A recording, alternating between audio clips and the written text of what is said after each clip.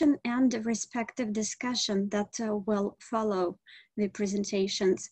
Let me remind you that we will listen to the presentations of the sociological survey titled The Future of Just Transition in Ukraine, Perception in Mine Towns.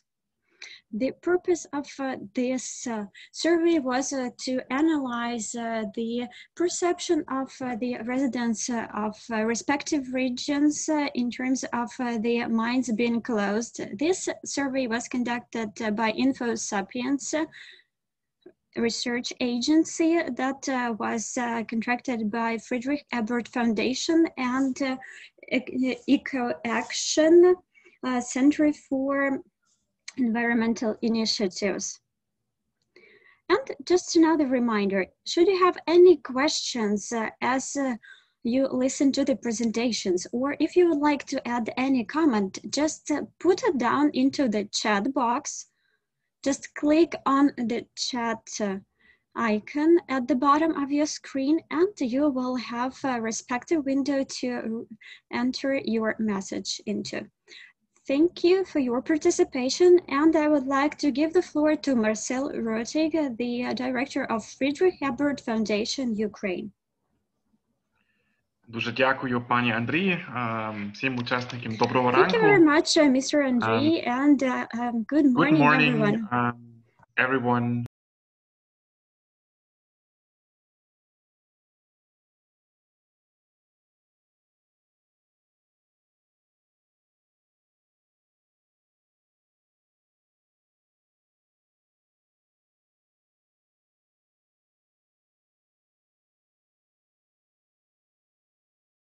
Joint efforts to fight climate change when it ratified the Paris Agreement in 2016. To contain global warming, we speak about 1.5 to 2 degrees. We have to fully stop using fossil fuels in the coming 20 to 30 years. And Ukraine, as we know, depends around 30% on coal. So we speak about very ambitious plans and very hard political decisions to be made. Since 2004, Ukraine has already liquidated 68 state-owned mining enterprises, while 19 state-owned mines are either being liquidated or being prepared for liquidation. Currently, 29 out of 33 state-owned mines are considered being unprofitable, and they afford only thanks to annual subsidies from the state budget. The number of employees in the industry already decreased from around 1 million in 1991 to fewer than 40,000 in 2020. Ukraine's experience of the closure of coal mines so far shows that this has been done in absence of plans for social economic development of the regions, resulting in comprehensive negative consequences. The local authorities and the population of towns in question were not consulted when the liquidation process began. In most cases, former monotowns went into economic decline, with local residents either migrating to other settlements and regions or having to find very difficult other ways. Closing down coal companies is a challenge that many countries are facing, Germany as well. World experience shows that only a constructive dialogue between state authorities, local self-government bodies, and the local population in mining regions will ensure the successful planning of the liquidation of local economic mainstays. All stakeholders have to sit down at the negotiation table to address the issue of transformation of coal regions in order to attract investment, to create new environmental friendly enterprises, promote employment and retrain staff. And it's also trade unions that have to play a significant role in this process, since they are the advocates of the affected working people and their families. This approach is called just transition, a model of regional development that provides for decent life and fair earnings for all employees and communities affected by the process of fossil fuels phase out. The Cabinet of Ministers of Ukraine therefore established a so-called coordination center for the transformation of coal regions May this year. The center includes relevant government officials, head of regional state administration, members of parliament, representatives of coal mining companies, trade unions, and local self-government associations. Some of the main tasks of the center are to analyze the real state of economy and social security in mining towns, find new directions for the development of local economy, and create jobs. In cooperation, they plan to develop a state program for the transformation of coal regions of Ukraine. In May 2019, 6 mining towns of Donetsk region, we are talking about Vuhledar, Dobropilya, Pokrovsk, Mirnorad, Novorodivka, Selidove, the Donetsk Chamber of Commerce and Industry, and 3 local NGOs joined forces at the regional level to create a platform for sustainable development of coal towns. Its main goal is to find alternative ways to develop their towns by diversifying the local economy and implementing joint innovation projects. The 7th town, Toretsk, joined this platform in March this year. Coal mining regions cannot undergo just transition without the involvement of local population, without taking into account its opinions and wishes. In order for the voice of the people from the region to be heard during these initiated processes, the Friedrich Ebert Foundation and the Center for Environmental Initiatives, EcoAction, joined forces and commissioned a sociological study entitled The Future of Just Transition in Ukraine, Perception on Coal Mining Towns. That's what we are talking about today. The presented results reflect the sentiments of the local population. The conclusions are based on the results of focus groups in the 7 mining towns of Donetsk region that I mentioned before.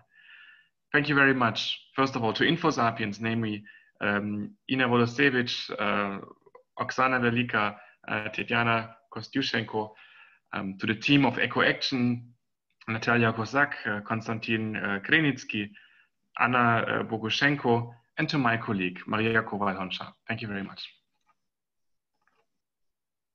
Дуже дякуємо, пане Марселю, і зараз слово має одна із людей. Thank you, Mr. Marcel, and now I would like to give the floor to one of the persons mentioned by Marcel.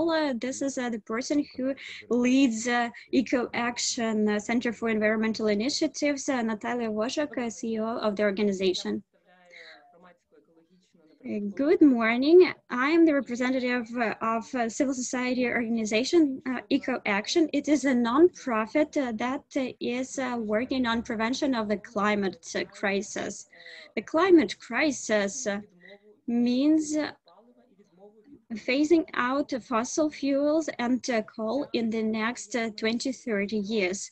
This phasing out is inevitable if humankind is ready to stop the negative environmental impact that is resulted by this and that stems from this crisis. In Ukraine, there are these cities that are directly dependent on coal mining.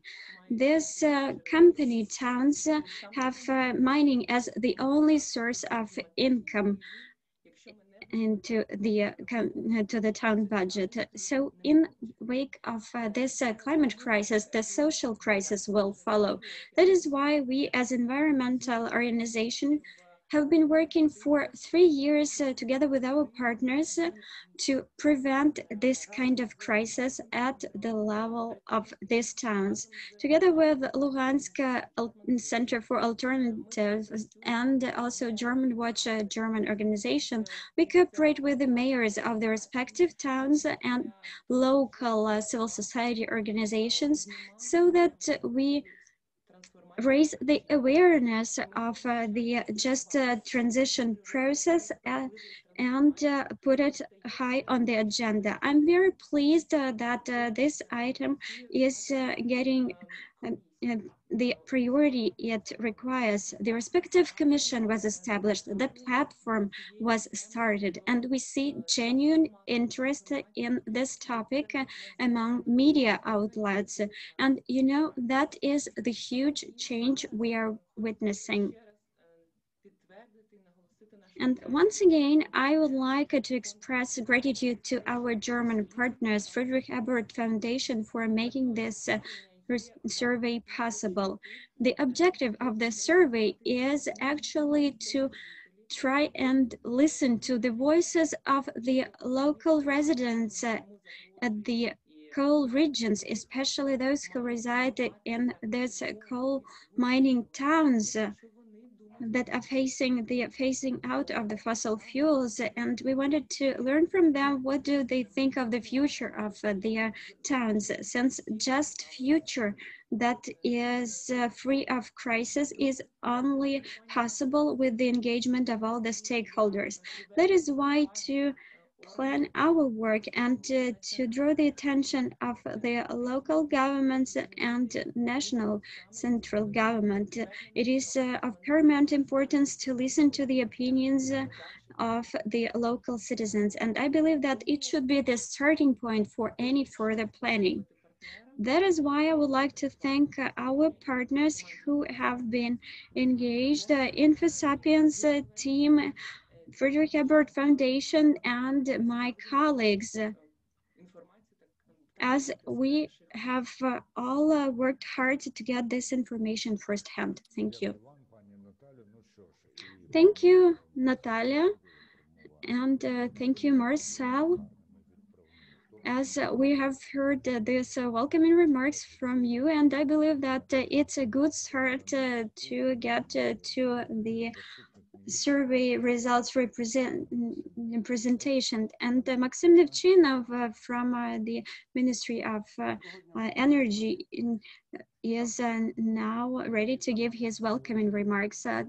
Good morning, dear colleagues. I would like to thank you for your kind words, and unfortunately I will not be able to be with you for quite long.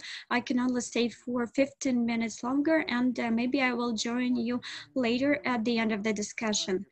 The transition for the coal mining regions is so crucial that we cannot keep postponing it. So I would like to underline the fact that the issue is two-dimensional. First and foremost, the transformation of coal mining industry itself, but the other aspect is the transformation and transition of the regions, of the towns that will see the mines closed. Ministry of Energy has already developed the concept that is available on our website. This is the concept of coal industry transformation.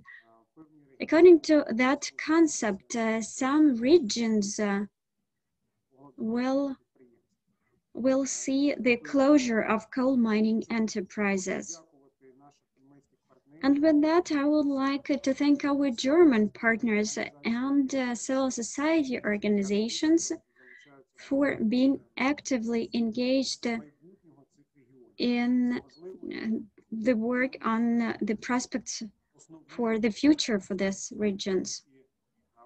One of the guiding principles that is in the core of this concept is that the reform of the coal industry has to take place with the due care taken of the social issues that might arise when coal mining enterprises and mines are closed. So the hardships for the workers and their family members should be of high importance. It is of high priority, since it is just as important as the industry existence itself. I would like to say that yesterday Ministry of Energy presented its concept on coal regions transition, and I think that we could work together so that we could reconcile our papers and our documents. But in general, I believe that there are no many gaps in our insights and your insights. I am very hopeful that the results of the survey we will listen about today would be of use since we are working closely with the mines, and we analyze the information about workers on the mines, and we disaggregate data by sex, age, and we also analyze the data on the number of mines. We also analyze the outreach of the mine and the coverage of this mine, how many settlements it actually provides jobs to. We will share all our outputs and we will offer our suggestions and proposals. Given that our German partners have agreed to implement 2 pilot projects in 2 mines, one located in the east of the country, the other located in the west of the country. And this will be the pilot project for the transition process in the east. The environmental cluster would be created for technical development, and in the west the tourism cluster will be established, and this is the model that was witnessed in Germany, and I'm very hopeful that these pilots would be rather successful, and we will be able to scale up the results of these pilot projects. And according to our estimates, about 15 mines that are operational today will be closed. And you know that this is quite a big issue, and you see that it requires a lot of work. So with this, I would like to underscore that we hope that the pilots would be of high success and will be able to use the respective experience at the mines that will be closed down. I would like to say that one of the biggest issues we should not forget in the process of transition in the coal industry, this is the environmental factor. We understand that coal mining process itself is rather detrimental to the environment and to the regions where this kind of operations are conducted, due to the fact that the environmental protection norms were poorly adhered to. And we will take these environmental issues into consideration in our projects on closure of the mines, and we would invite our international partners and donors to take part in the projects on water treatment so that it could be used by the residents of the respective regions, so that we do not pollute the environment, but so that we could use the purified water for technical needs at least.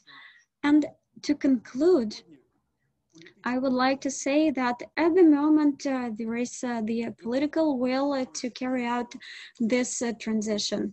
And I'm very hopeful that we will start this process, we will make it irreversible, and we'll be able to see it to the end, and we will see proper outcome of this process that would include proper caretaking of the workers and also their family members, and also will protect those regions from the environmental point of view. Thank you for listening to me. I'll be with you for another 15-20 minutes, and then I'll join you at the end. Thank you, Maxim. Thank you for even in such a brief introductory remarks to so substantially emphasizing the important things. Of course, we're glad that you're staying with us. And one more proof of the attention to the regional development issues and energy sector development is that the advisor to the Prime Minister on regional policy, Valentina Moskalenko, is with us today. Over to you, Valentina. Thank you so much, Andrei. Morning, everybody. We are extremely grateful to the Friedrich Ebert Foundation and Eco Action for this survey. It is very important for us to communicate with the local population, and we understand that the events that we are implementing within the Just Transition program will not have any effect if there will be no support from the population. And the survey carried out by you has yet another time proved all of the concerns about the lack of communication between the local communication, local, regional, and central authorities, concerns about employment in the future among the population, as well as creation of new jobs. This survey is a very good starting point for us to better understand the population, and we hope that when developing the national transition program for coal regions, we will be able, together with the foundation and other organizations, to do a thorough analytical research in each of the towns to better understand what people think, what is the gender component, what is the age of the people, and find out more about their expectations about their future and employment in this region. But there is also some optimism to it. People are ready to work. People also try to look for other opportunities. They are trying to establish their own business, look for other areas. But we have to do a more thorough analysis to better understand what are the prospects for the future. Maxim has outlined everything that is presently done within the Ministry of Energy and Development of Territories, Communities. Yes, we are really now discussing it at a very high level, and we hope that this coordination and this political will give yet another impetus for these political processes, and we will finally start doing things and implementing them. Thank you so much. I look forward to the presentation of the survey results. Thank you, Valentina. When we are saying that our concerns were proven, I'd say that these are not concerns, but rather forecasts, which means that now it is much easier to do practical things. I already see requests to get the floor. We will give you the floor after we are done with the mandatory part of our agenda. Because when you received invitations, you knew what the plan would be. And now we proceed with the presentations and discussion thereof. Up to 10 minutes per presentation. A minute before your time is up, I will strictly let you know that your time is almost up. And first, we will give the floor to Maria Koval-Hanchar, who is project coordinator, Friedrich Ebert Foundation, Ukraine. Over to you, Maria. Welcome. Thank you so much for joining us today. And I would like to get to the point for the sake of the time, and we'll share the outcomes of our group discussions. We were discussing things in the 7 towns to find out more about the situation in the region. And I will share my screen so that you can see my presentation to find out more details about it.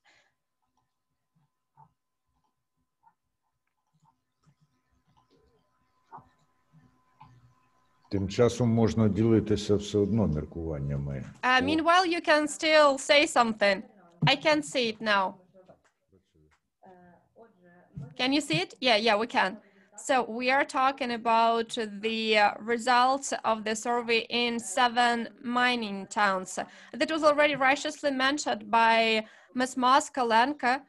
It allows us to do a more in-depth research in the towns.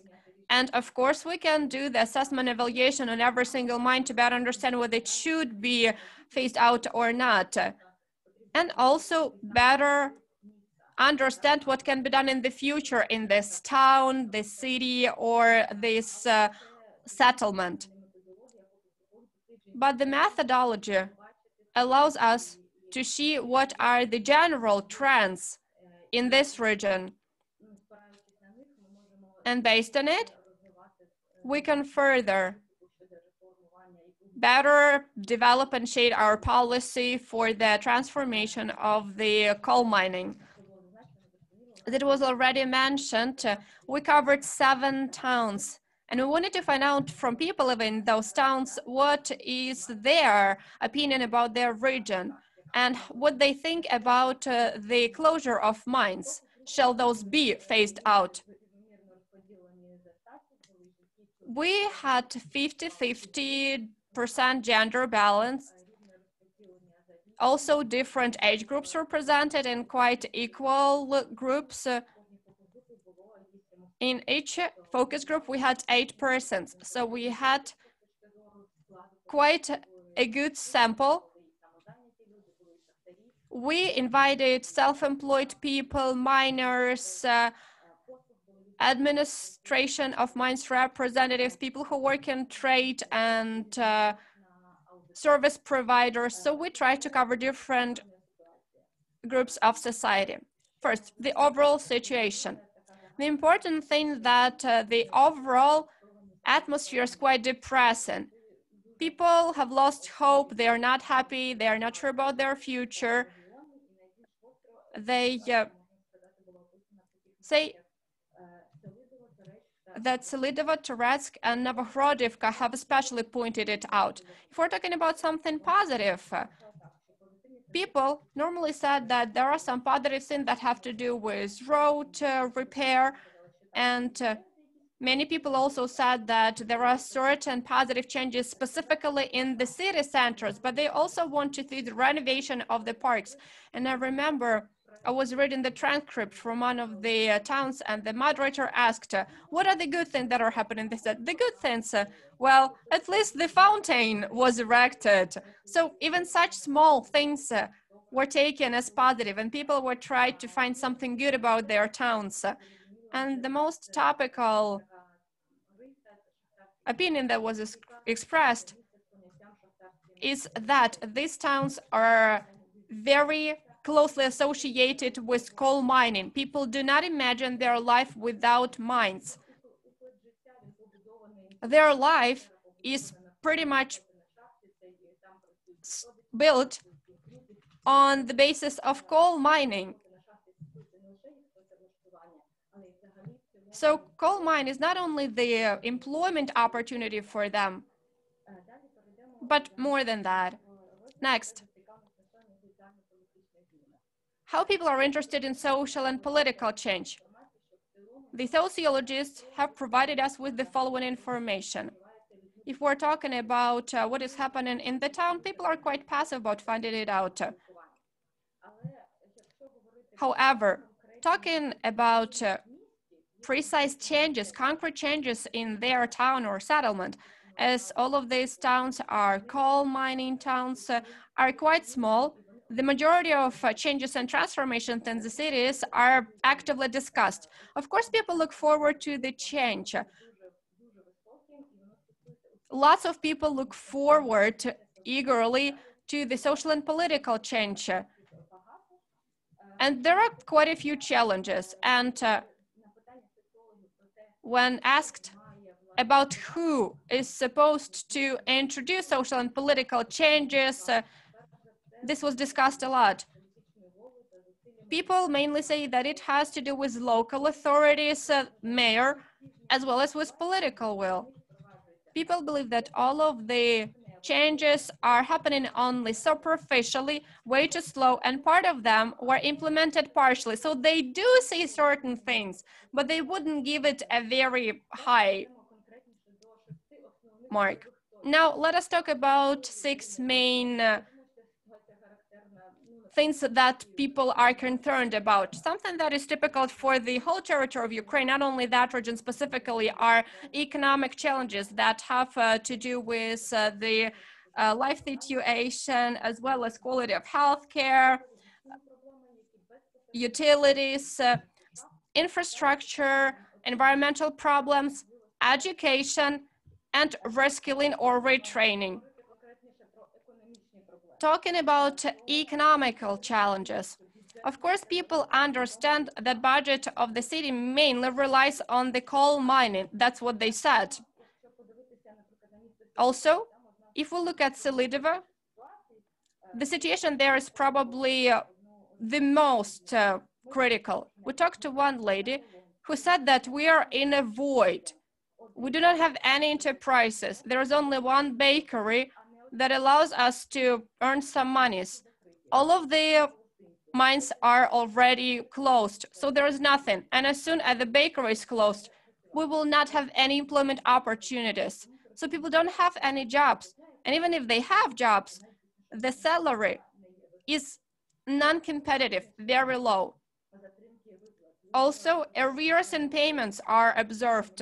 It was also mentioned that sometimes people cannot get their pay for months, not for weeks, but for months. And of course, there are difficulties with employment that are specific to this region. People count that they will be able to find the job by knowing somebody rather than going to the employment center. Another typical thing for this region is that these are monotowns. They basically rely and depend on only one enterprise. And it also leads to the well-being of the population and the budget depending on this only enterprise. And it means that people cannot pick any other profession. So as long as you're born in this region, as long as you are raised there, because of limited opportunities for getting education, it is quite typical for youth and middle-aged people. They said that there is not much choice. Of course, they go in coal mining, but other people have said that this enterprise provides them with a solid source of income. Another pressing issue is healthcare services. Very often during focus groups, people were asked, how would you put the issues in terms of how important they are? Number 1, 2, or 3. People are very often talking about the closure of hospitals, the lack of skilled professionals, about occupational diseases, and there are no professional healthcare skilled professionals who would help them dealing with that. And this was something that was mentioned on multiple occasions. Also, the problem with children's wards, about the future of the children. How do they keep living in this environment? Where can they get education? And what will this generation leave for the next generations? Maria, you have 1 minute left. Okay. Talking about utilities. We know that this is a complex thing. Here we talk about water supply, power supply, and heating.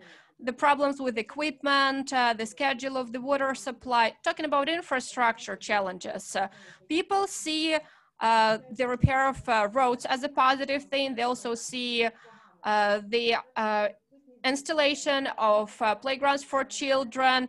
But the drawbacks are that there is no entertainment opportunities as such, no places to spend your leisure time. One more thing is environmental problems.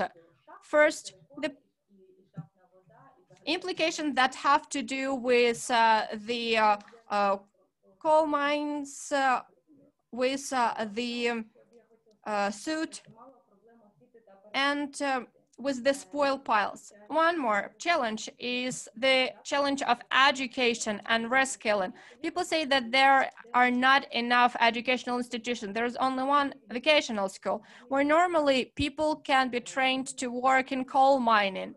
People are not well aware about other opportunities. They do not know enough about the access to online education. And this is something typical for our cities except for Pokrovsk, because one of the educational institutions was displaced there. And I'd like to also mention the assessment, but I will leave it for later because this will definitely come up in the discussion. Thank you for attention. Thank you so much, Maria. I would like those who are not speaking to please mute your microphones, because we hear some background noises.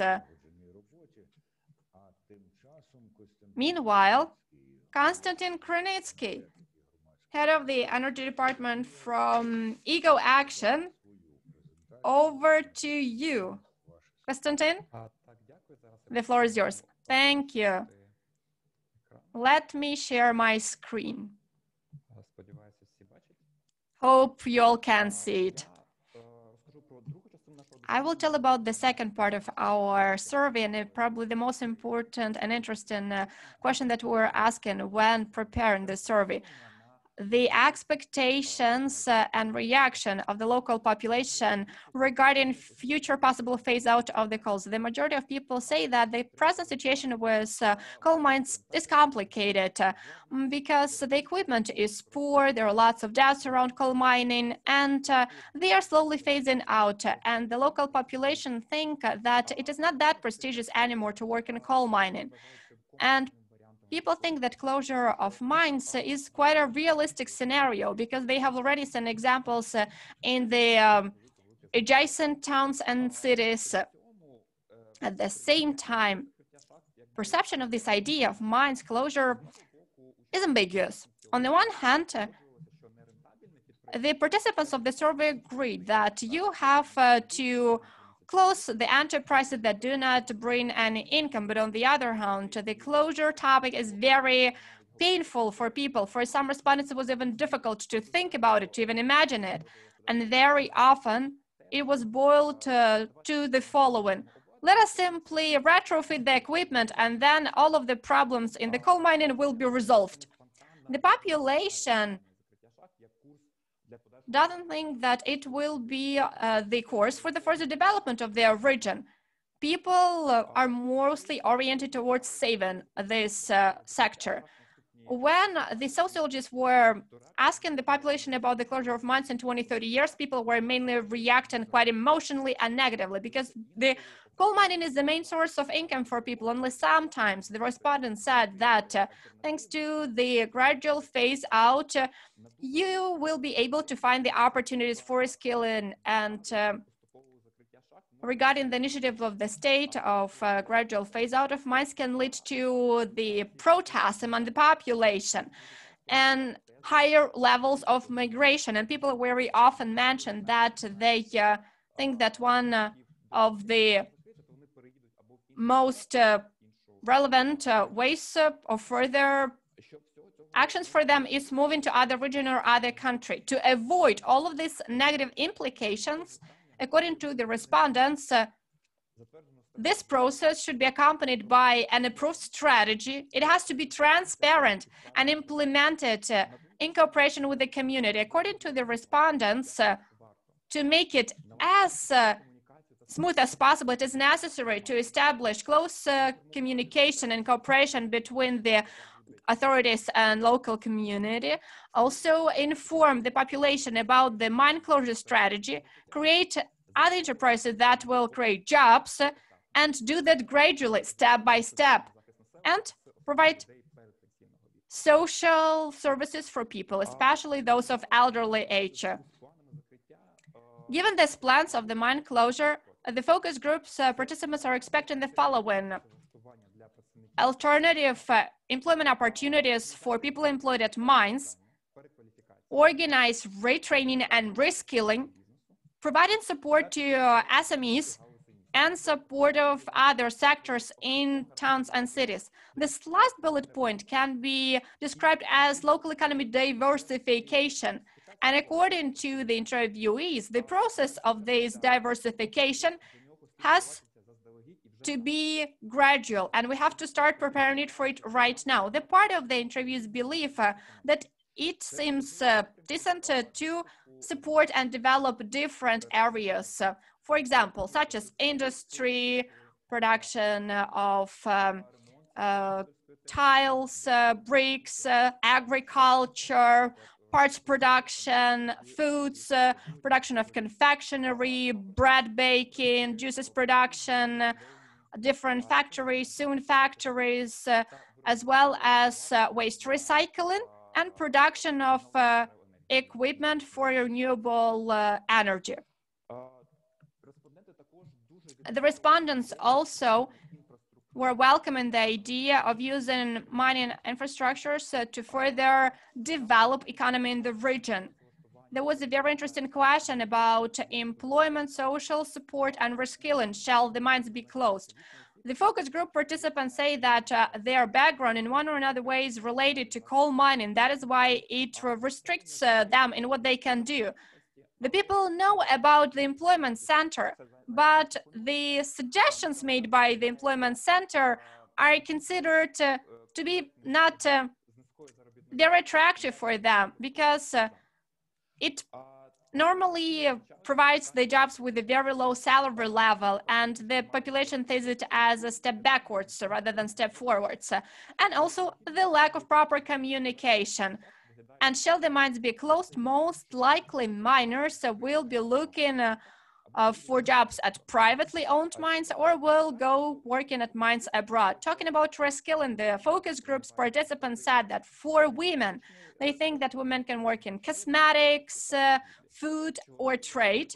And men said that they can do repairs or work in trade. And as the representative of environmental organization, I would like to also mention this aspect. Більшість респондентів вважає, що після Most respondents think that after the close down of the mines, the situation would improve in the region. But at the same time, given the current state of affairs with the environment, the positive changes would not be that swift and tangible in a year or two. And there were some advantages mentioned with regard to the close down of the mines, and they include the improvement of the state of environment, and also cleaning of air, and reclamation of the spoil heaps and their use. And I would like to say that we have worked on the recommendations based on the answers from the respondents in our focus groups. The recommendation number one is the need of close cooperation between local, regional, and national levels. If some decisions are made with regard to the future, they have to be made with the consideration given to the opinion of the local level. All the processes should be taken a slow pace. They have to be gradual, and they have to be well aligned with the plans. And if we have the clear timeline, the local and regional authorities would be able to prepare to it. And another recommendation is to have a local economy as diversified. Since if we diversify economy, we will have new jobs, and we will have new industries emerging in the coal regions. So we can replace the regions, and we can replace the old industry with the new ones in the regions. Besides, the retraining programs could be developed for the miners who are laid off. This kind of programs should be well thought through, but at the same time there should be the shift in focus of the educational facilities that are currently more focused on training miners, but they should change their curriculum and train some other professions and trades. And I would like to say that there is mistrust in the local population to the promises made by the local authorities. And in our view, that is one of the main barriers and main obstacles in the just transition process. At the same time, respondents, when asked directly about their attitude to the closure of mines, say that yes, they see that it is inevitable, but this transition should be just. And according to the results of our survey, they they are in favor of just transition, but they do not know about this wording itself. They are not that well aware about this term. And I would like to say that all the stakeholders should be engaged in this process. And I would like to say to the local authorities, national authorities, the Ministry and Coordination Center that the local residents should be consulted with, and they should be engaged into the discussions, since their voice should be heard, since their attitudes and opinions in many things coincide with the objectives set by the government. And this is the only way that this transition could be made just and fair. Thank you, Konstantin. You have 1 minute more, so I would like to ask you one question, but try to be brief. Were you able to feel or to measure the readiness of the local residents to take part in this transition process? So you mentioned that they are in favor of the joint working group being established, but what about the readiness of practically taking part in work? Well, this survey was conducted by sociologists, but in general, the attitude is as follows. They say that there is the national government and the local government, but their role, in their view, is considerably less because they feel that they lack any tools of influence. And on the other hand, if we show to the local residents that there are some alternatives and there are some positive examples, if we provide them with some clear suggestions they could use and check whether it works or not, and that their opinion could be taken into consideration, that would show to them that this just transition is possible and they could be involved in the process.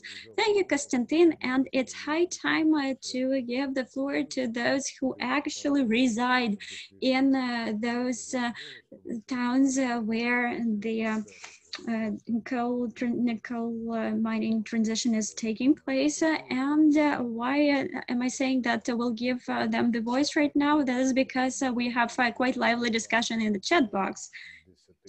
I would like to remind you that you'll have up to 10 minutes for your inputs. And now I'd like to give the floor to the head of Vuhledar Amalgamated Community, Andriy Sivic. Good morning. Good morning, everyone. I'm very pleased to talk to our participants. I would like to say that the issue with the coal towns is the important one, and I'm very happy that the national government pays attention to these issues. These issues are not that recent.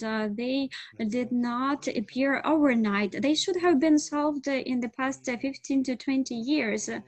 The challenges that coal mining towns are facing were there in the past. And, you know, I saw the results of this survey, and I would like to say that people residing in our town have been working in the mines from generation to generation.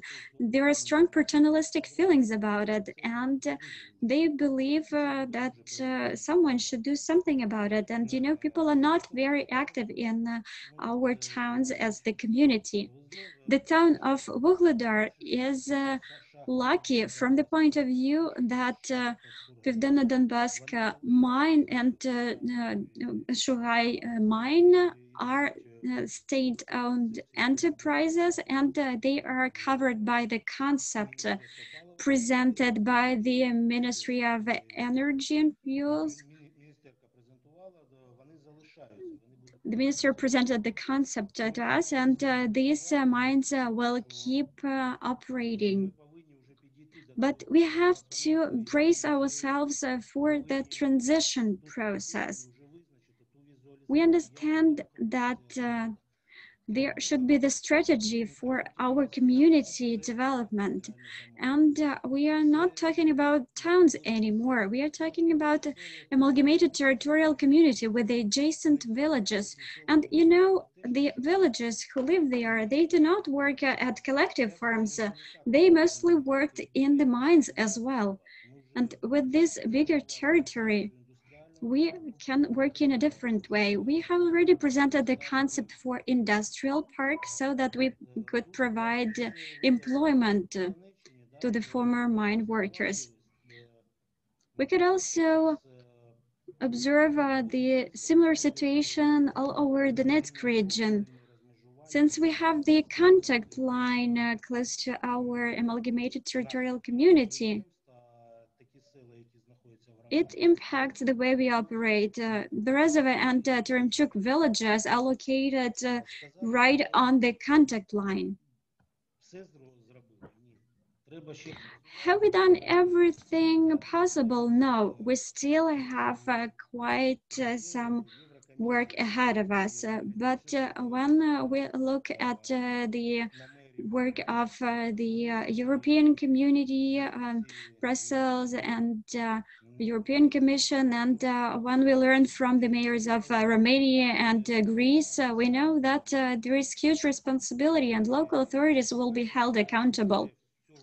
And I know that we should start working right away. This year we have already started working, and the coal commission was already established, and the presentation for coal regions was held yesterday. I believe that this is the right domain to work in, but still we have to make the following decision. If that's the just transition, we have to balance it with the energy security of the state. And we will not be able to sustain shock, economic shock. We do not have much of employment opportunities over here. And one more thing to mention, the issues that we are facing are very serious. As you mentioned that our towns are company towns that are reliant on the coal mining enterprises that are the main taxpayers.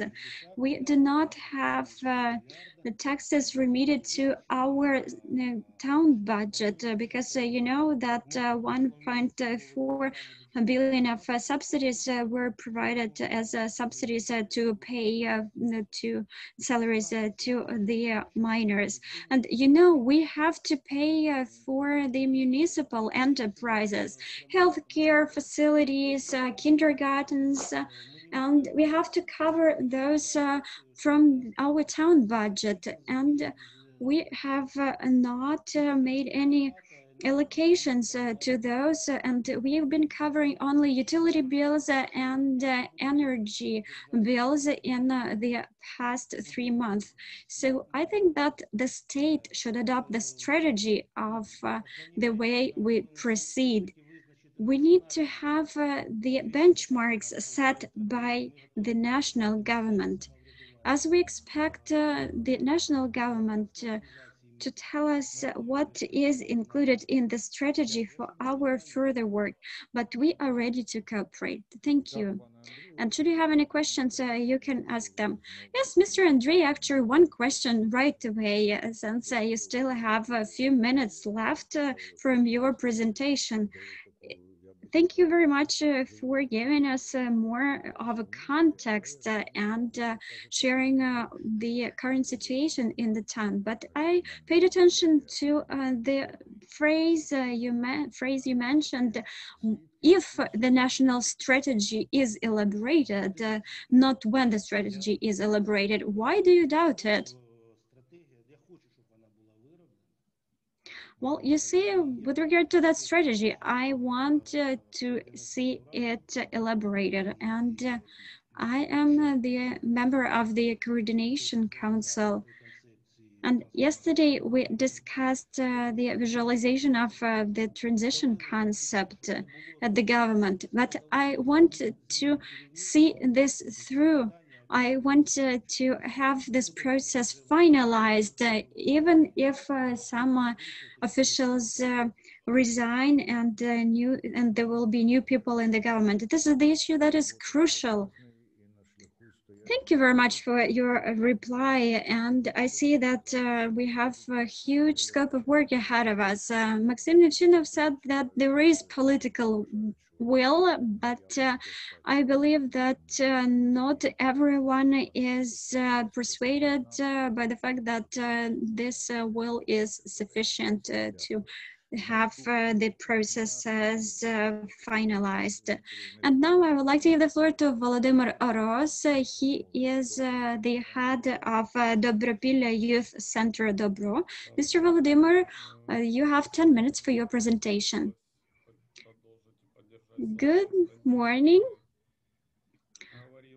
I would like to say that I agree with Konstantin mentioning the fact that local residents are rather cautious about this transition because they do not have a clear understanding of how it's going to unfold. And being the representatives of civil society organization, we are trying to bridge the authorities and the civil society sector. We are trying to make decisions made at the central level and at the local level more comprehensible and better understood by the local level. Since our organization started focusing on business development support, we were awarding many grants from donor organizations, and it was very difficult at the beginning of our work to persuade local entrepreneurs to apply for grants. And, you know, there was this disbelief in the fact that someone could give you money with no specific requirements. And, you know, only after first a few participants action of this award process received their grants, we had entrepreneurs lining up for these grants. Only then they realized that actually it is possible. So I believe that this transition requires clear mechanisms and success stories. As when you have this kind of positive examples, you will see for yourself that something good may come out of it. Under one of the projects, we saw the transformation of the enterprises, coal mining enterprises in Germany. In Dortmund, there is the residential building constructed in the area where the coal mine used to be and coal mine plant used to be. And we see that it makes it possible to live in a different society with improved environment, and that former miners could earn their living in some other industry, in some other business. As I believe that about 75% of miners are ready to change their company from one to another. They are ready to change industries, but they are not that eager to start their own business.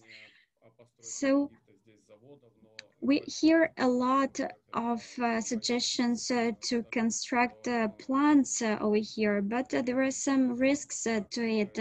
We are in the comfort zone, and neither the state nor international funds are ready to invest into big industries over here. But at least we have 25% of miners who are ready to try their own business. We could support them. We do not have actually that many miners working over here because with each year they move to other cities and they moved to other countries, Poland, for instance. So that is the way we see it. With regard to civil society organizations, there are some issues with them as well. Civil society organizations are mostly young. Our organization is 10 years old, and that is one of the oldest civil society organization in the region. All the others have been established after 2014, and in most cases, these are the organizations that are not uniting many people around them. Yes, they implement interesting projects, but they have very few members of their team, and that is why there is no ubiquitous trust among the citizens to these organizations. And one of the options to solve the problem is to follow Polish example. As we were told that we could encourage dialogue between citizens and civil society organizations. For instance, we may have some cycling association. It's not like they are just cycling around. They are trying to make a city or town more comfortable to the citizens so that there are bicycle lanes and that there are solutions that are safe.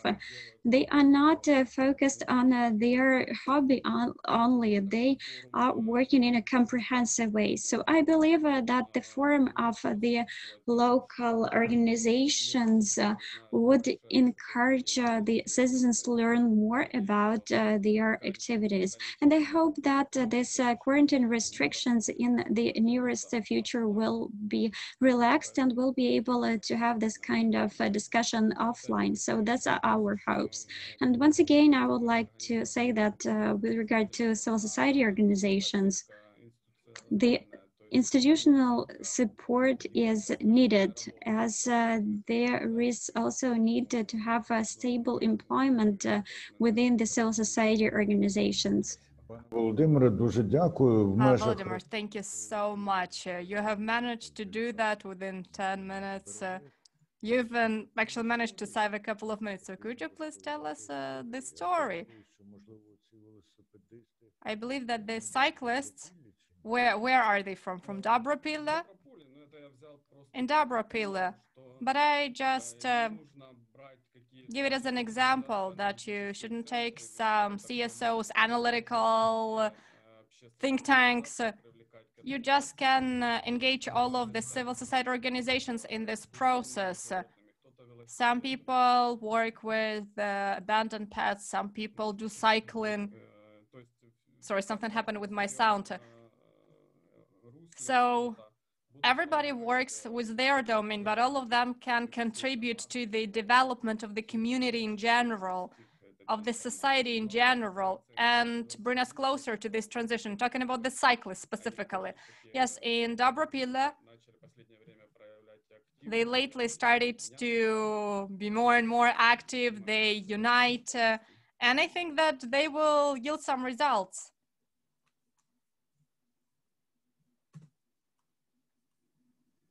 Inaudible. Пане Андрію, мікрофон увімкніть, будь ласка. Andrei, please unmute yourself. Thank you. I was just saying that such small things, when people do such small things, they have less time to be depressed, which we have learned about from the survey. Dear ladies and gentlemen, those who are asking to get the floor, you will get it after we listen to Tatiana Sigaeva, who is the Deputy Director of Vuhledar Development Agency. Over to you. Morning, everyone. Thank you so much for inviting me to join you today. And I would like to start, Andrei has just mentioned that people want to hear about other people, and it got to me that in the very beginning, when the results of the survey were presented, it was mentioned The people say that in mining towns, there was lack of opportunities for education, and I have written it down that people said that if you're born here, you're stuck here. They are already from the coal miners dynasties, and their destiny is already predetermined. Well, correct me if I'm wrong. I'd like to say that my father is a miner. My grandfather is a miner, and I also studied in one of the biggest universities in Donetsk region, and my faculty, the major was environment in mining industry. And I would like to say that now, presently, I work at the biggest non-profitable agency in Vuhledar. I'm the national advisor to UNDP. I work with gamification techniques. I'm a mediator, facilitator, and those who tell me that there are no opportunities in mining towns, well, I can share my contact details and tell you what are the opportunities for all those who live here. The most important is to use these opportunities. I've been living in this town for a while now, and I see how people react to what is happening. True. Not everything is that nice and shiny, but we still can do many things on our own without waiting for anything being done by the government. Without something done at the national level, of course, we will not be able to implement economical diversification in the coal mining towns. It is true that most likely we will not be able to impact the transition. But look, we can do so many things on our own. And I would like to thank you for the question about what are people themselves ready to do for the transformation of the coal regions. What are people ready to do right now without waiting for what the local authorities will give them? And here we have civil society organizations. But look, there are up to 10 people employed at civil society organizations, judging from my experience. And where are the rest? Why are we waiting until those people do good for us all? So I think that this aspiration for a smooth life, and this is something typical for people from the mining towns, we want everything to be smooth, but wait. I was employed at a coal mine for 4 years, and my mine, well, things were not that smooth. And the smoothness was an illusion there. So maybe it makes sense to develop. Maybe we don't want it to be smooth, but maybe we want to look for the ways to develop. Thank you for attention. If you have any questions, I'll answer them gladly. There is a question, because you have saved us some time. You have shared your story. It is quite convincing. But what other stories could you share with us to impress us? You have 3 more minutes to do that. Okay, so I live in a mining town, but presently I'm surrounded by people who used to also work and be employed in coal mining. People from coal miners' dynasties, those people who during pandemic found it quite challenging, but they still keep moving on and look for other ways to self-actualize. Those men who do not work as constructors, who do not get fixated on their degrees in engineering, who become experts, trainers. We have a person who used to work at the tech, who is now making videos about success stories among entrepreneurs in the community. So I believe that if a person wants to change something, it doesn't matter to them what educational background they have and where they live. Is this the story you wanted to hear from me? One of the stories I hoped to hear from you, because I don't know what specifically you will say. And I see people supporting about Tatana's speech, being skeptical because Vladimir Oros wrote that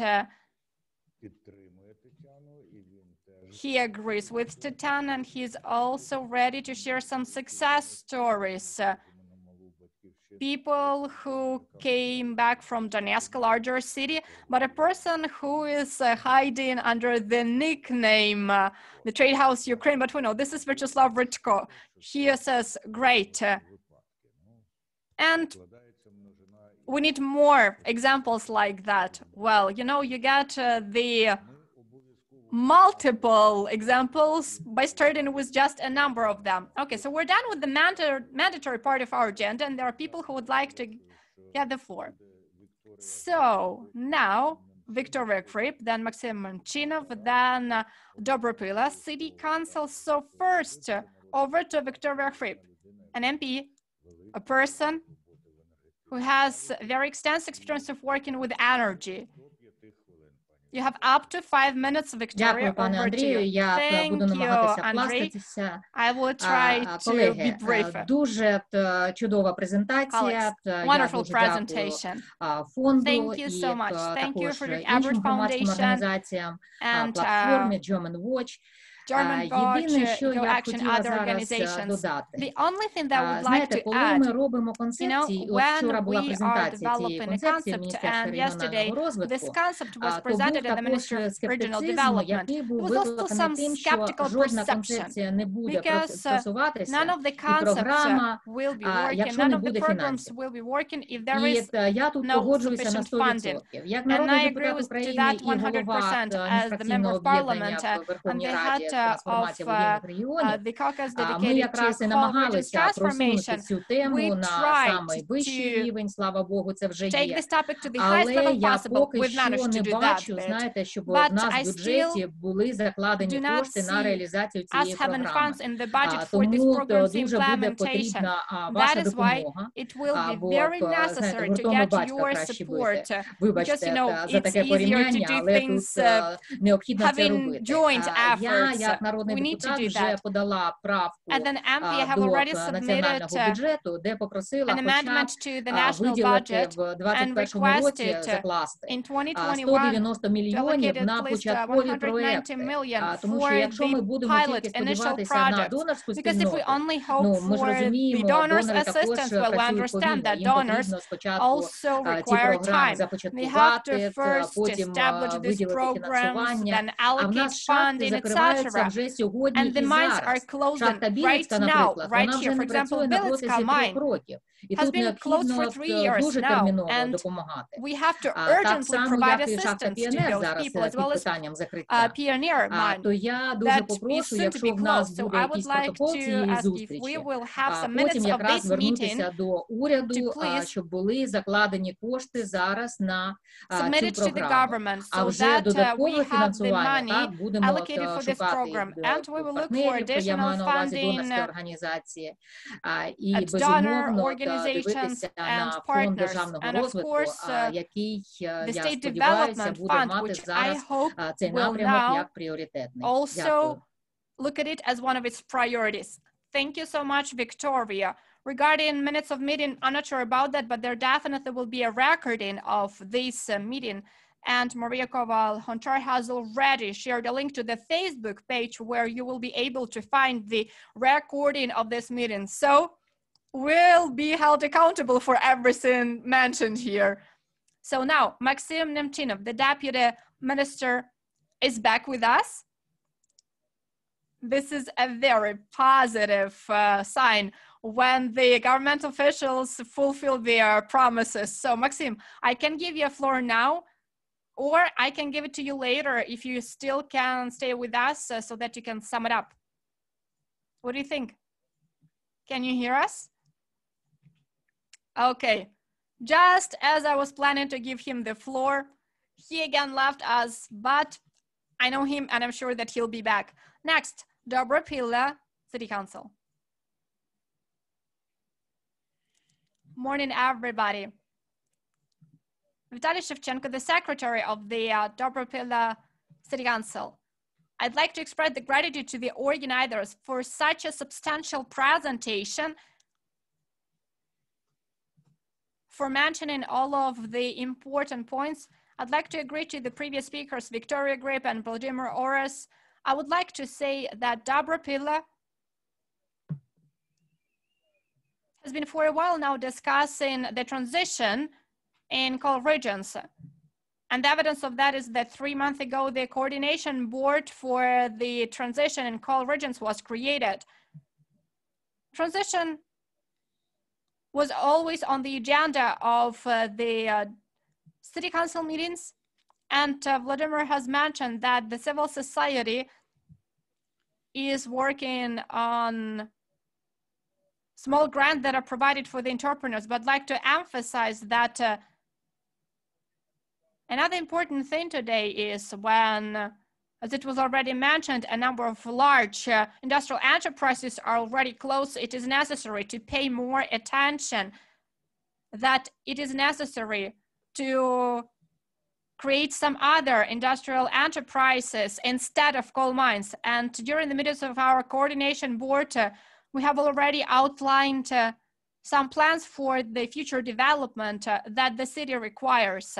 Yes, our town, Dobrapilla, and other towns in the region are monotowns that are directly relying on the coal mining, and we use the coal heating. That is why people were so concerned. This is why this board was created, because when the Tech and Dobrapilla mines were not working for 3.5 months starting April, the situation was quite complicated.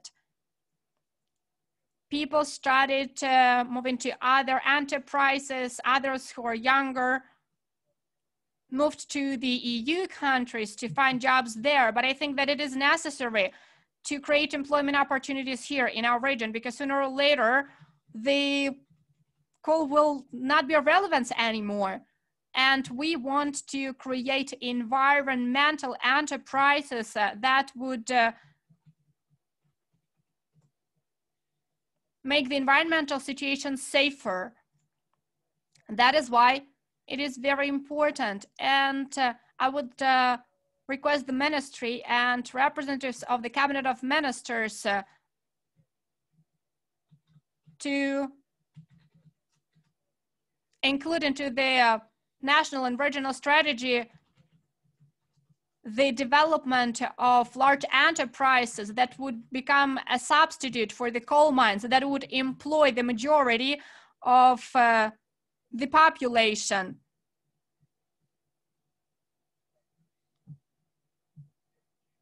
Who are ready to be retrained, reskilled rapidly, and be employed in those newly created enterprises. I would like to also give the floor to Vladimir Plitnov. And recently, we had the first meeting of the councillors of the new convocation in our local community. And it proves yet again that the local community cares about it. And now we have created a special position. Vladimir is the deputy head specifically dealing with transition of coal mining enterprises. We have lately been submitting lots of letters to the Minister of Energy and State Property Fund requesting to establish closer cooperation between national and regional level. Why? Because even such a powerful company as DTEC, given the current conditions, failed to properly work. There were challenges starting the beginning of April because of the complicated circumstances. That is why, without a clear-cut state program dedicated to transition in coal regions, we will not be able to implement transformation and do that in the just manner at that. And presently, again, there is Dobrapilla company and DTEC company mines. But the Director General does not have any funds to do the first steps towards transition. And we have talked with Belitskaya mine. They were ready to establish industrial park there. For the other one, we also suggested to establish an enterprise that would work not only with mines, but the community, because we already have the amalgamated communities. But it still has not yet been implemented because of the lack of proper coordination between the local authorities and national government. So it may be complicated for us to implement a just transition to do that. That's it from me.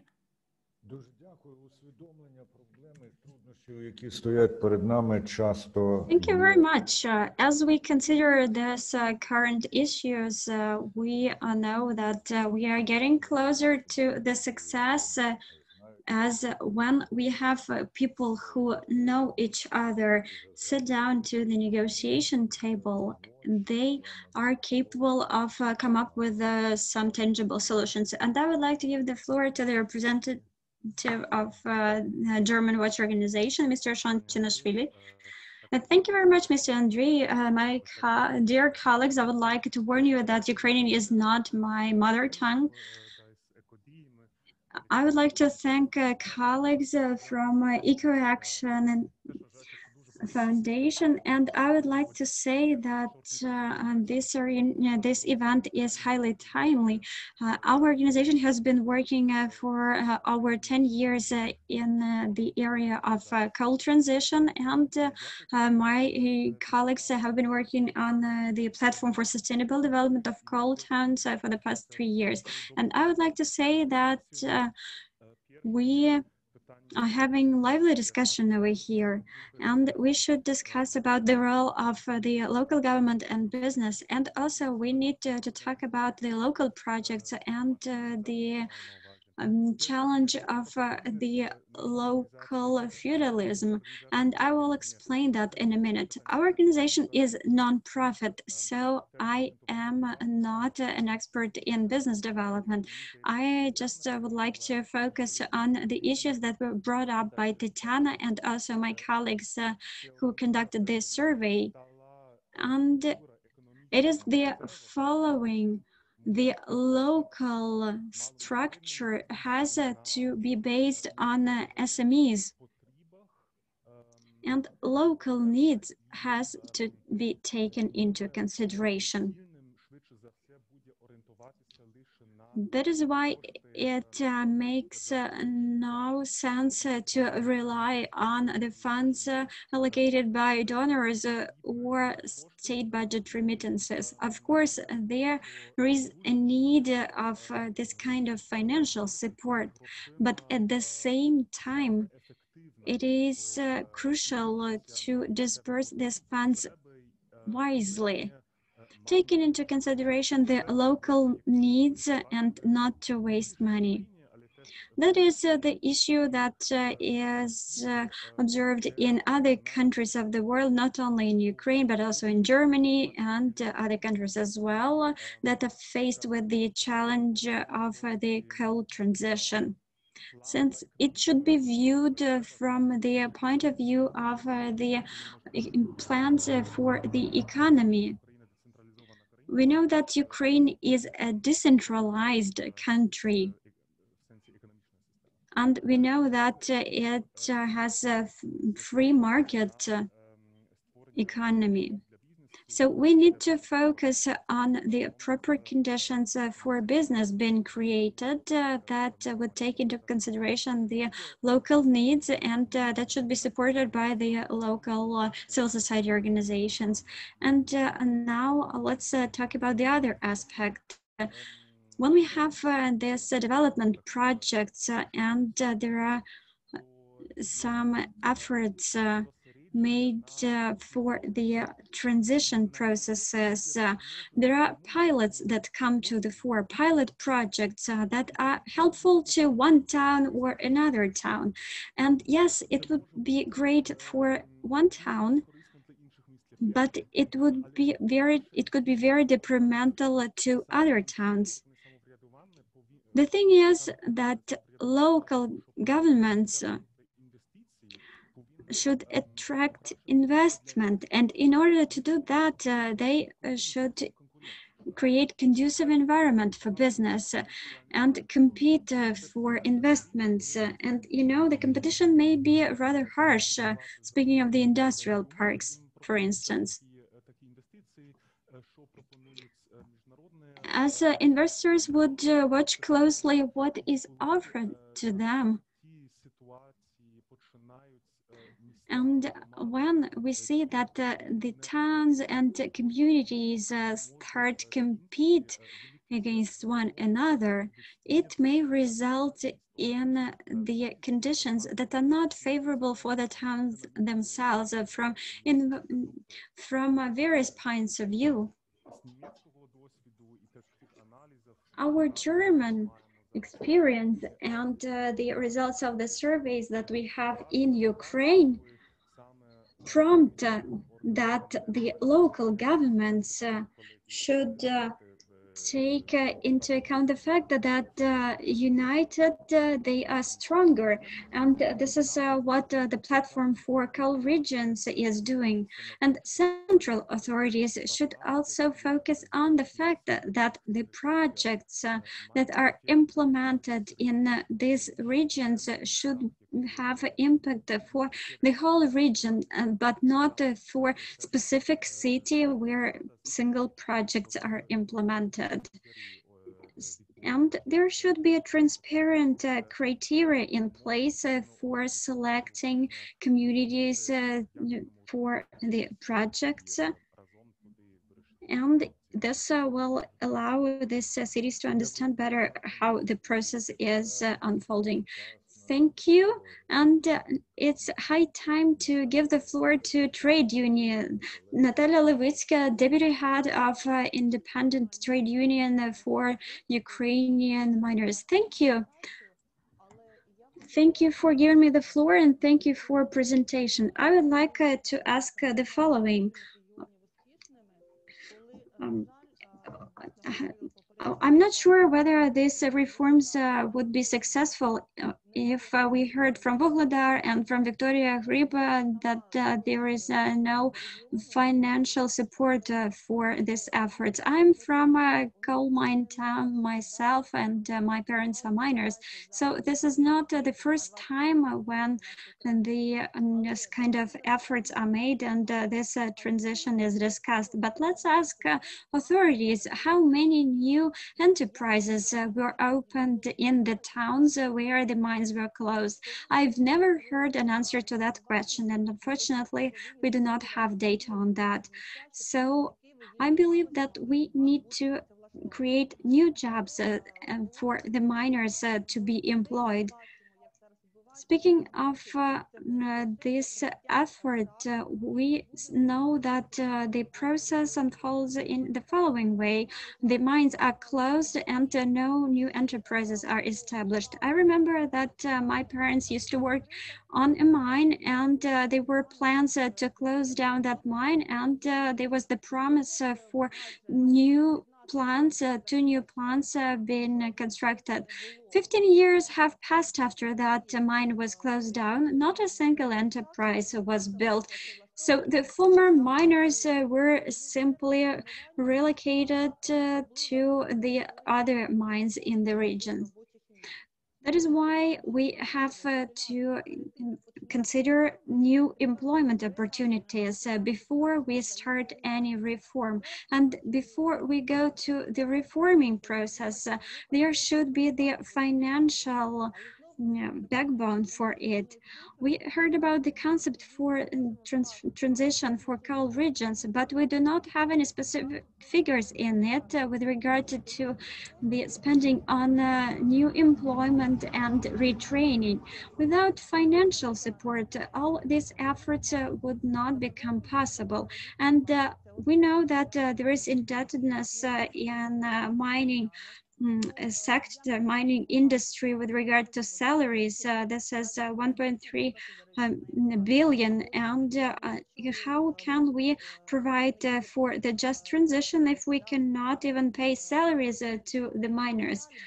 We heard that the city budgets are very much dependent on the coal mines. And as Vuhldar representative mentioned, the salaries are not paid in the mines, and the city budget takes this burden. So we should not forget about the rights of the workers. The reforms would only be successful when there is proper understanding of how these reforms would be implemented. And the way we see it right now, another mine will be closed down, and we will see some new jobs put on the paper but not created in the reality. That is why we have to take this issue with caution. Donetsk and Luhansk regions these are the regions in the combat zone. We have war ongoing. So who is ready to invest into these regions?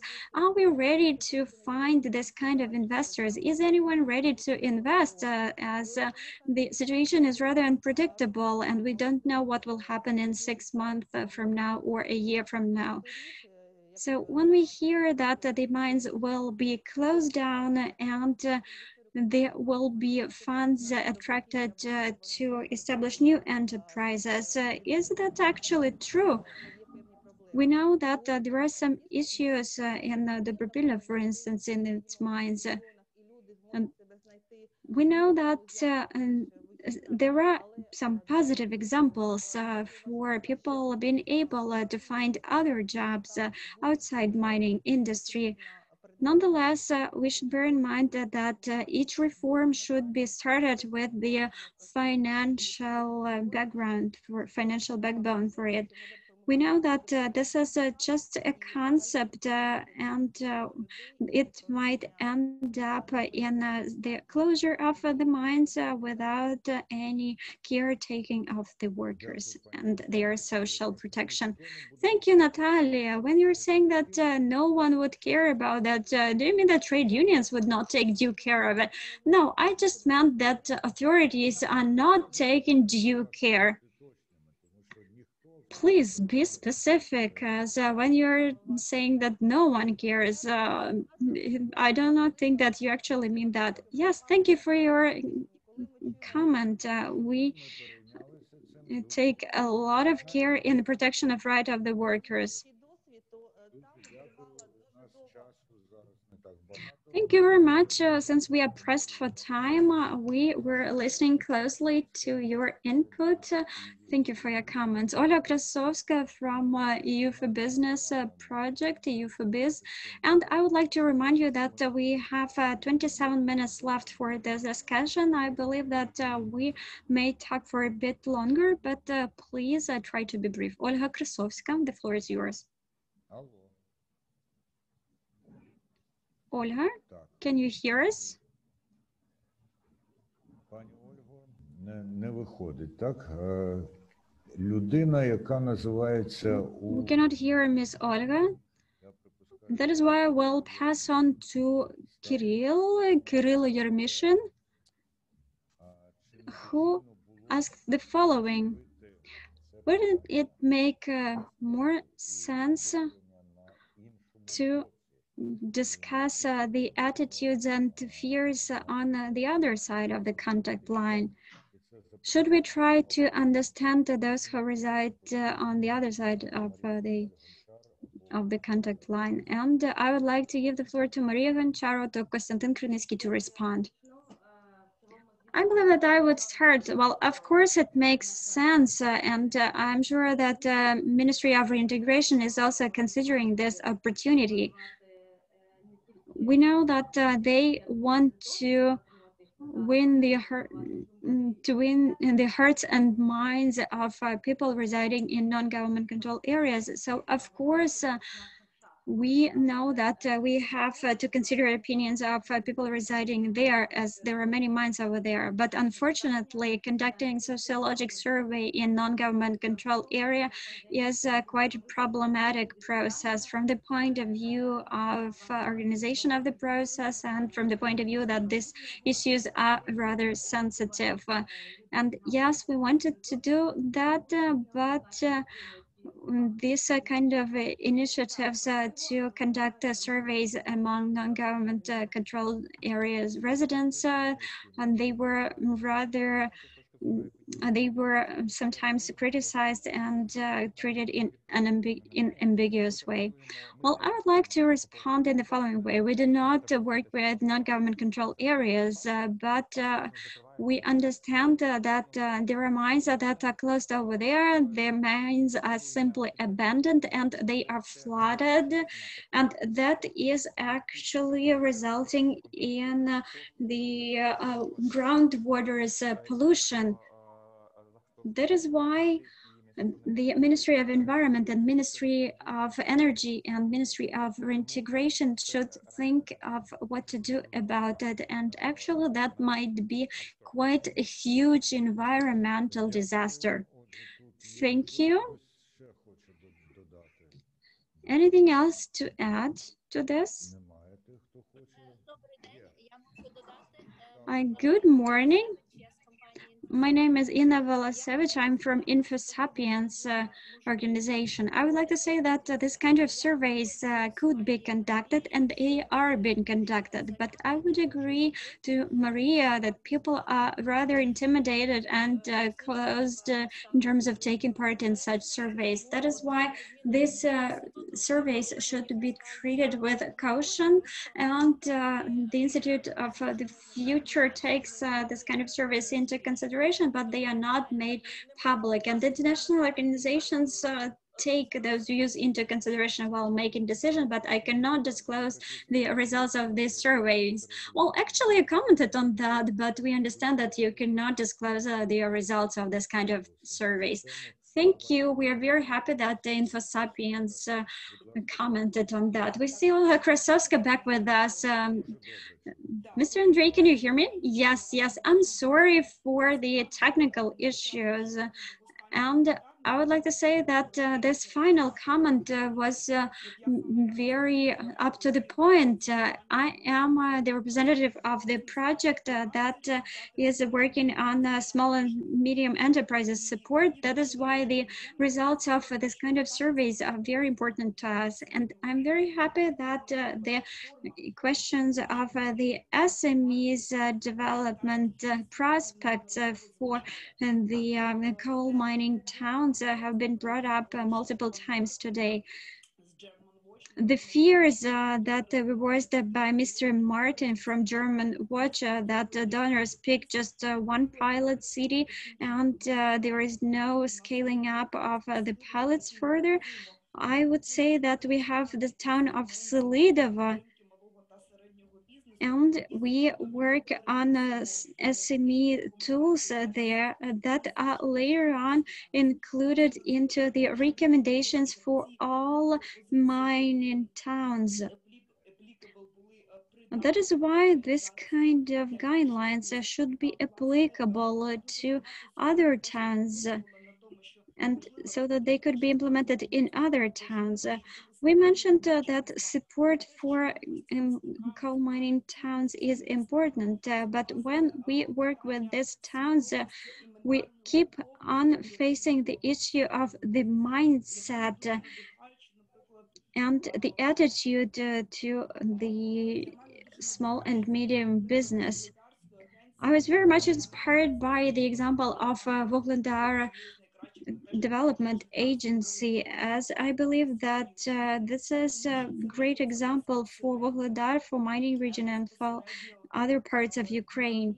Because what you do, this is something that you are doing for your city, and the residents are involved. But that is the long way to go, and we know that with the SMEs growth, we will have this gradual transformation.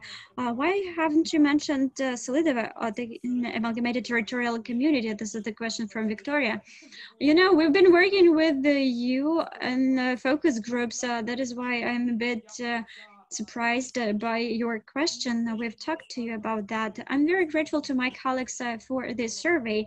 And what was mentioned in this survey and what was voiced today during our discussion would be taken into account as we prepare the guidelines for SMEs in company towns. Thank you, Olga. I believe that just transition has to take human rights into consideration, and I would like to give the floor to Valery Novikov from Alternativa Advocacy Group from Lugansk. Thank you very much, colleagues. I would like to say that our organization, together with German Watch and Eco Action, is working on a new energy and new opportunities project. That is the project for mining towns in Donbass. And apart from that, we are also engaged in advocacy for human rights. So that is why I would like to briefly outline my opinion on the transition process, and I will respond to the question that Kirill asked. So the transformation is irreversible. In any way, the transition will happen. Many countries globally were transitioning not very successful. And if we look at Ukraine, we'll also be able to find the examples that are not that inspirational. For example, Lysychansk, Luhansk region, where the mines are located in the Lysychansk and the localities surrounding it were closed a long time ago. But now, still up to this day, there is not enough employment, not enough jobs. Many localities have very few people who stayed there and who currently live in them. To avoid that, we already have the opportunities to implement just transition, because before that it could not have been considered just. There are projects, there are international donors, and there are resources, because people express their concerns about the lack of resources. We will be able to find the resources. The most important thing is what will be the approach applied to the allocation of those resources. Will we be able to launch the projects that will better shape the just transition process? Will we decide what is launched at the national level in Kyiv by international donors? Will there really be consultations organized with local stakeholders? So one of the recommendations that is not included into this survey but is discussed by us is creating special formats at the local levels to engage representatives of local government, local business, civil society organizations, unions, that also have their opinion that can be different from other stakeholders, so that jointly we can come up with ideas for the projects that need to be implemented in every specific town. Probably a project that would cover several towns at the same time, so that at a later stage, it will be possible to create employment and to facilitate economic growth. It is true that in the region that are located close to the demarcation line is quite complicated. There are no investments, there are high risks of the ongoing conflict, and the investors are not attracted. Of course, the state will not be established, and state-owned enterprises don't count for that. But the government can facilitate the local business to develop and further grow, create the necessary conditions to attract investment to that region. But once more, let me emphasize the format for the dialogue, for the discussion at the local level that would shape the vision for these towns. And answering Kirill's question, it is true, we cannot work with NGCA at the moment. I work with some other groups that include people presently residing in the NGCA. But we can impact this process only thanks to negotiations in the trilateral contact group, which discusses environmental matters, the mines located in the NGCA. That's the only way to do that. Also, we know that the mines in the NGCA are connected to the mines in the GCA because of the underground water streams and flows. That is what we have to keep that in mind. It is necessary to keep that on the agenda, but these are two different topics for discussion, two different formats. They sometimes are somewhat related, but still. Presently, I'd like to emphasize that in Ukraine, at the moment, there is an opportunity when, on the one hand, international partners are ready to give funds, ready to launch projects And we already know that there is a platform which covers Balkans and Ukraine, which will also allow to get the funding for projects implementation. On the other hand, we see that the Cabinet of Ministers, Ministry for Development of Communities, Ministry of Energy are also working to prepare the grounds for the launch of such projects. So I believe that the only thing we lack at the moment that needs to be launched is the discussion at the local level. We have to engage as many people as possible. And we need the discussions to be as diversified as possible to come up with some good ideas so that we do not simply create new jobs, new employments, and then the youth will get a good degree and will move out of those regions, move to Kiev and other cities where life is better. That is why I encourage us, even despite difference in opinions, to find a joint pathway. Thank you, Valery. And once more, you have mentioned a very important thing. You have mentioned unions, trade unions. So now we're going to give the word to Andrei Ziminin, who is the deputy head of the trade union for professionals, including coal mining. Andrei, over to you. Добрый день, Андрей. Добрый день, все участники видеоконференции. Спасибо за возможность. Thank you for this opportunity. Thank you for giving me the floor. And thank you for the invitation. Сегодня говорим о трансформации угольных регионов. Transition. Довольно очень курьезная тема. В первую очередь, конечно, предусматривающая справедливый переход, создание рабочих мест. Что касается мнения профсоюзов, ну, здесь уже говорили,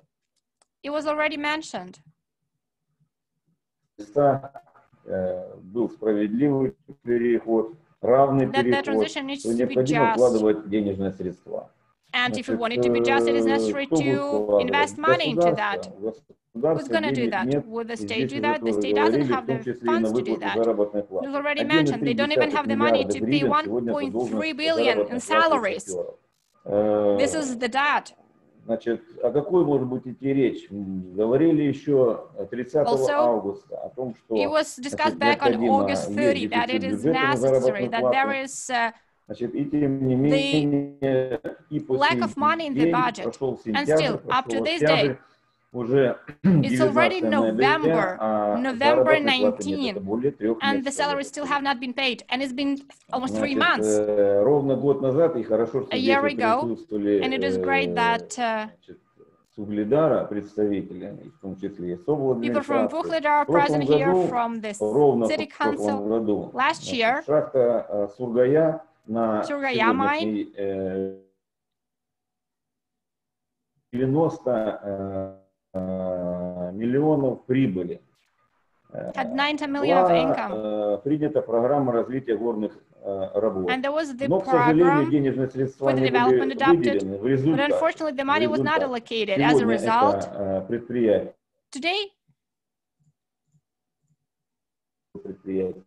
ноль. Значит, я к чему this enterprise is not profitable anymore. What am I getting at? By the way, it was also mentioned here. Probably it makes sense to look for the ways for the development of these enterprises.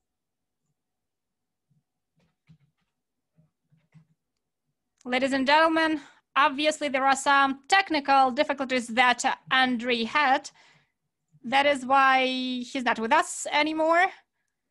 But I believe that we all understand what he was pointing.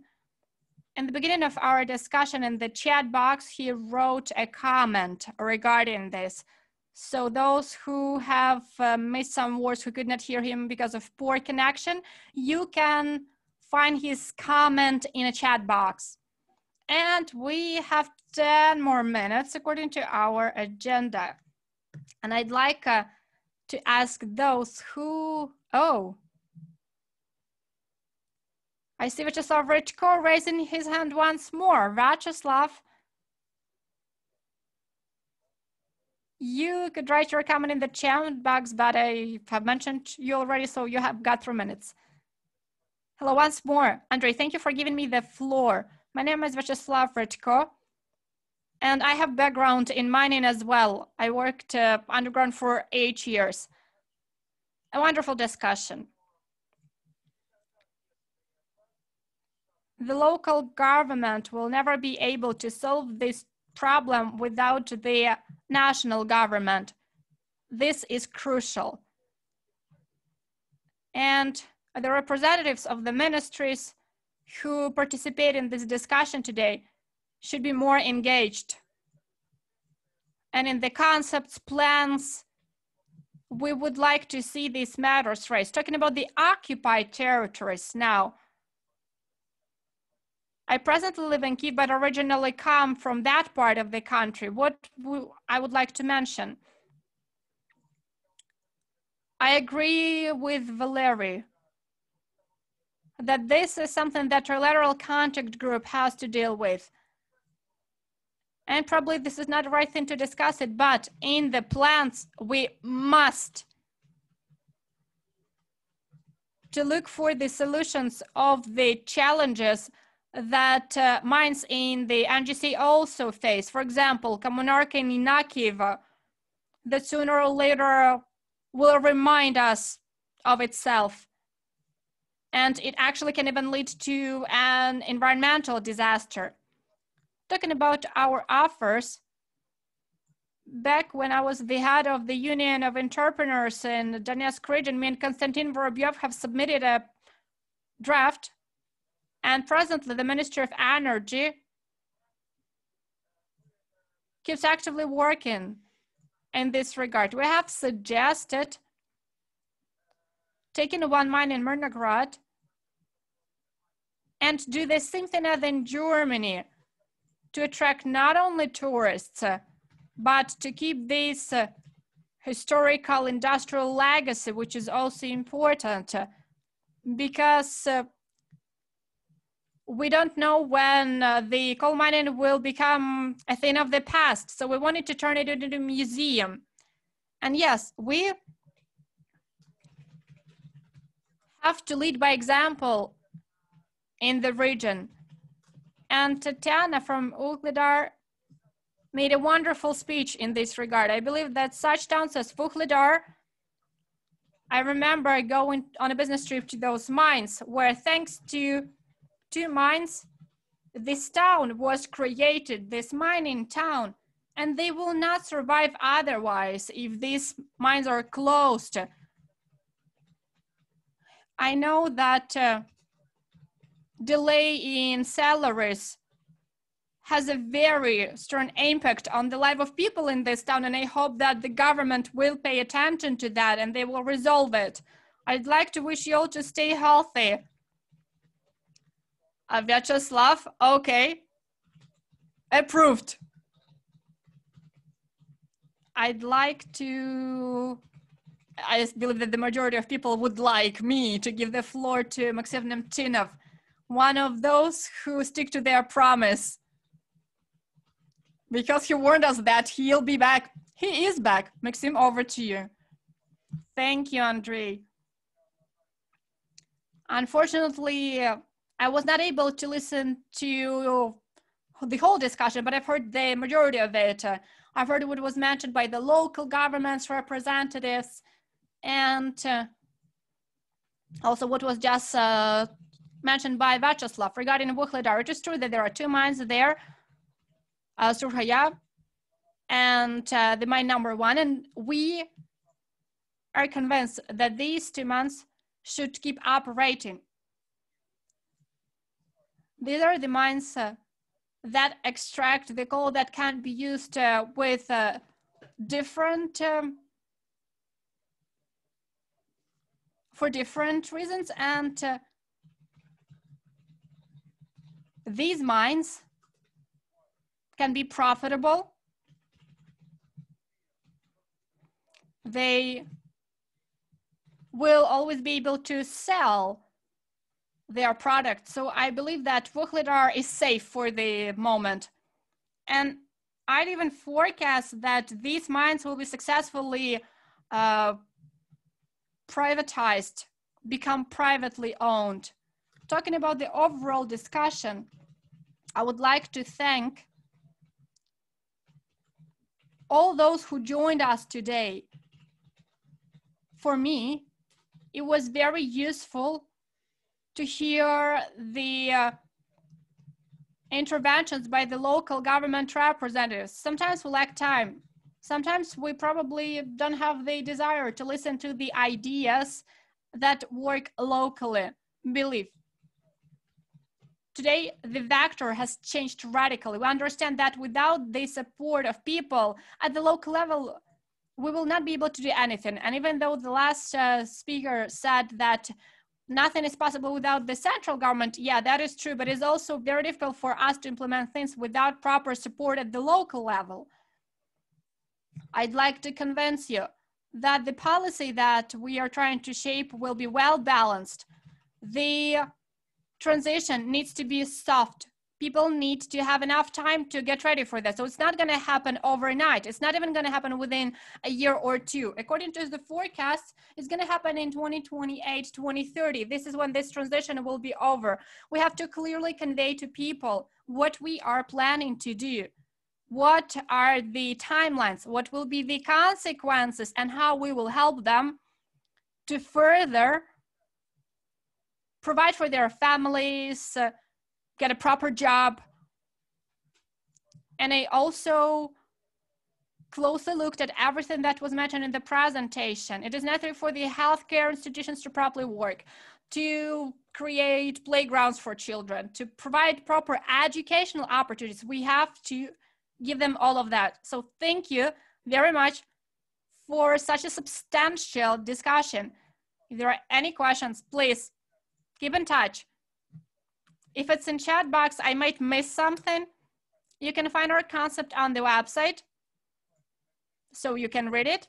I hope that in the upcoming 1 or 2 weeks, the government will approve it and we will start step by step implementing the reform in the coal sector. And I hope that the region will also join our initiative, will also approve a concept of their own, and we will have therefore 2 papers, a very concrete action plan that is reconciled, harmonized, and will allow us to get good results. Thank you so much, Maxim. Judging by how Andrei Silic was nodding his head, at least Vuhledar will support you at the local level. It is great when we establish such ties.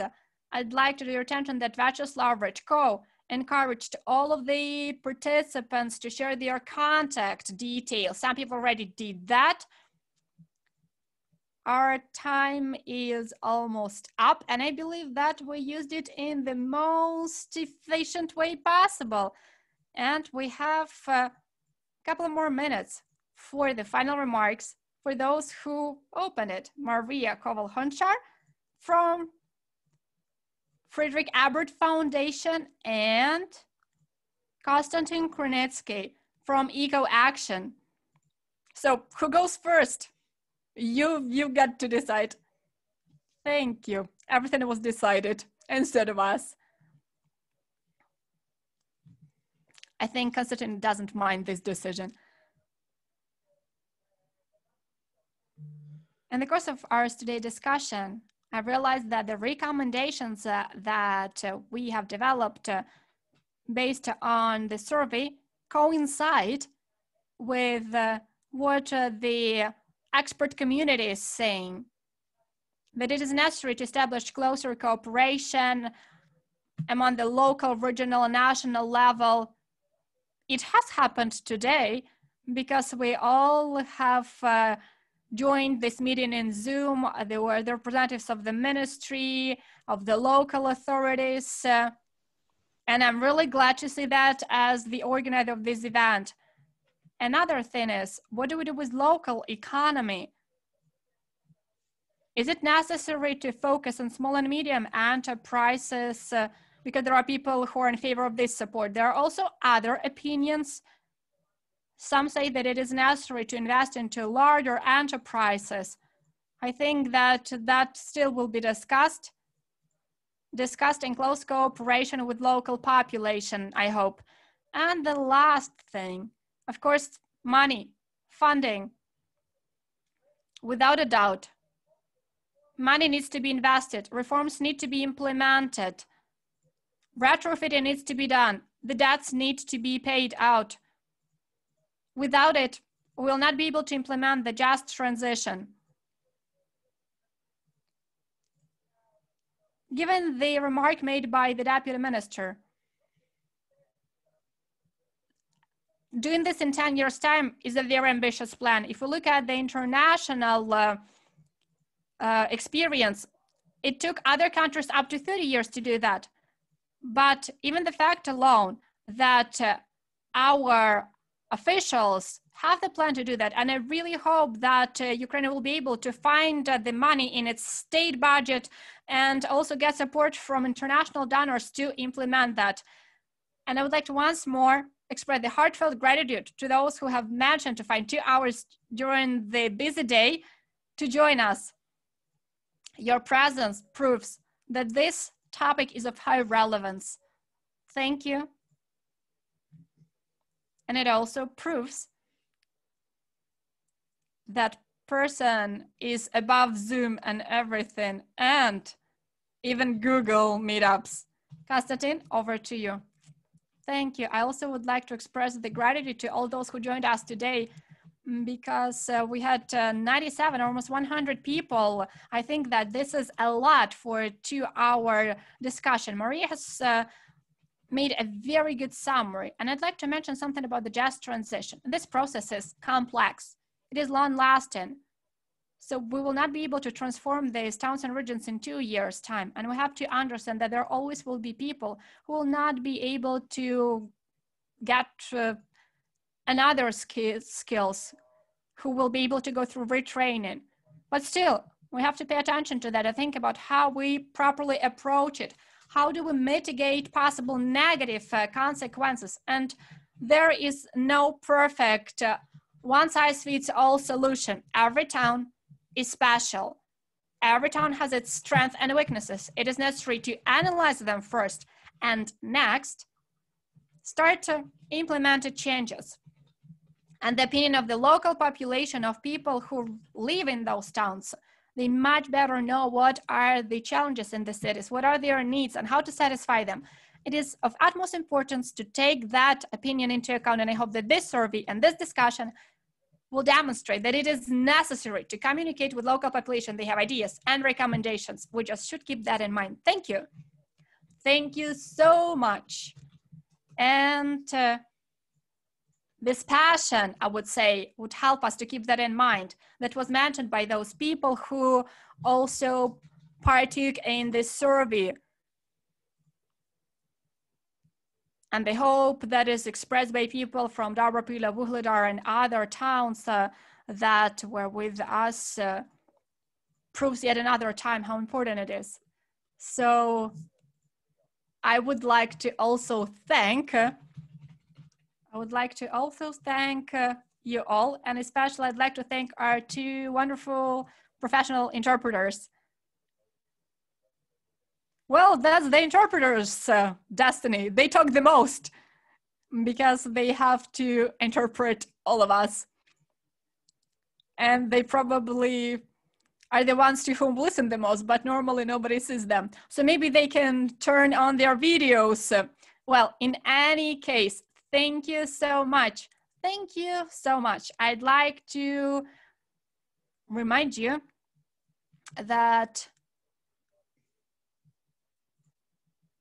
there are links clicking on which you can find the Ukrainian English version of this survey. Oh, I see at least one of our interpreters, Anastasia, is on the screen, and Yana as well is on the screen. Thank you so much. Well, it appeared that you're listening really carefully because your video's on. Thank you, all the best. Thank you so much for a wonderful moderation, Andrei. I believe that it was a pleasure doing that all with such professional moderation. All the best.